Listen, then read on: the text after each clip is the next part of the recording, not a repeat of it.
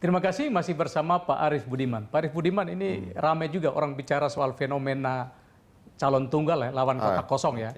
Kalau di pilkada tahun ini berapa banyak ya calon tunggal lawan kota kosong, Pak? Kita juga nggak bisa pastikan ya. Tetapi tren dari pilkada ke pilkada itu trennya naik. Jumlah calon tunggal itu naik terus. Bagaimana di pilkada 2020 tentu pertanyaan itu tidak bisa dijawab oleh KPU. Sebetulnya pertanyaan itu paling pas itu dijawab oleh ya partai politik. Karena mereka lah nanti yang akan mengajukan pasangan calon kan. Apakah mereka akan bersepakat berkoalisi jadi satu semua, misalnya begitu. Ataukah mereka akan berkompetisi dengan berkoalisi sebagian-sebagian, sehingga muncul lebih dari satu pasangan calon. Ya kita nggak tahu itu. Tapi Mahkamah Konstitusi sudah memperkenankan pilkada itu dilaksanakan walaupun hanya satu pasangan calon. Nah, KPU kan kalau tadi penjelasan Pak Arief tadi kan menyelenggarakan ya. Tapi kalau kita bicara esensi demokrasi, adanya partisipasi publik yang lebih luas. Dan menurut KPU ini fenomena calon tunggal ini sehat nggak bagi demokrasi? Iya nggak sehat.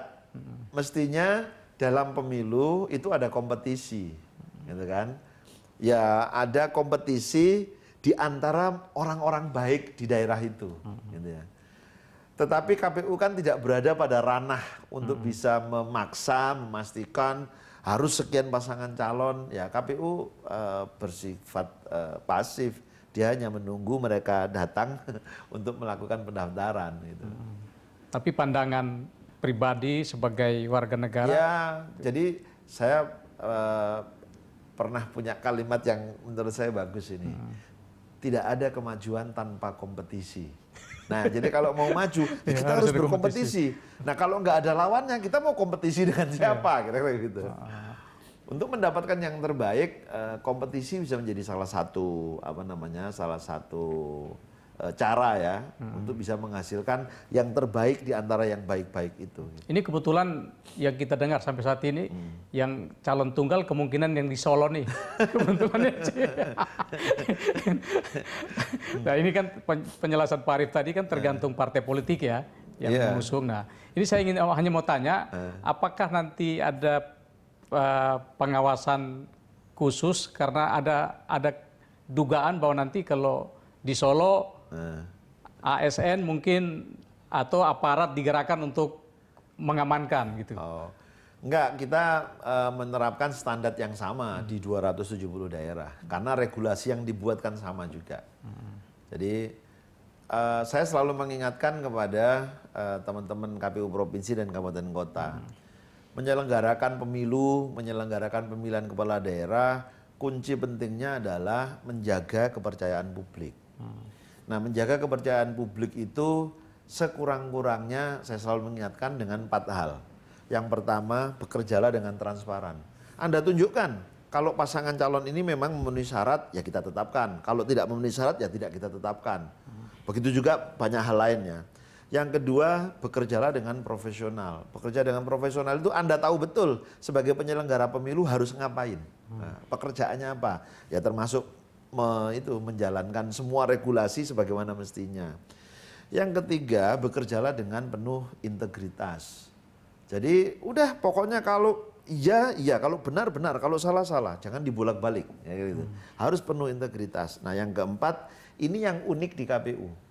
Yang unik di KPU itu lembaga ini proses pengambilan keputusannya itu melalui rapat pleno. Jadi beda dengan lembaga negara yang lain. Kementerian misalnya, pokoknya kalau menterinya ngomong A, udah jalankan. Kepolisian, TNI itu kalau komandannya bilang A, jalankan. Kalau di KPU itu pengambilan keputusannya melalui rapat pleno. Rapat pleno adalah keputusan yang tertinggi. Rapat pleno harus dilakukan dalam jumlah yang terpenuhi quorumnya.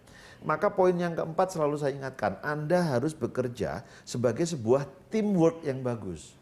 Jangan sampai di antara Anda justru bertengkar sendiri, maka itu runtuh. Nah kalau runtuh, kepercayaan publik turun.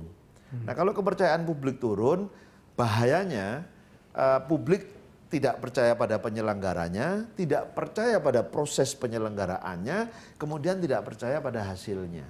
Kalau tidak percaya pada hasilnya, konflik sangat mudah terjadi. Pak, kalau kita lihat pengalaman sebelumnya itu sering terjadi praktek kecurangan tuh dari mulai pas saat pencoblosan suara ya ada. Nah, ini bagaimana ke depan ini Desember nanti KPU sudah mulai mencegah supaya praktek itu bisa digunakan. Kita bahas segmen berikut, Pak. Pemirsa, tetaplah di special interview. Memang hanya satu kasus tapi juga mempengaruhi kredibilitas KPU nih. Kasusnya Pak Wahyu, lalu Ibu Evi ya. Untuk kasus Pak Wahyu, saya ingin sampaikan kepada publik, KPU tidak melakukan sesuatu yang melanggar undang-undang.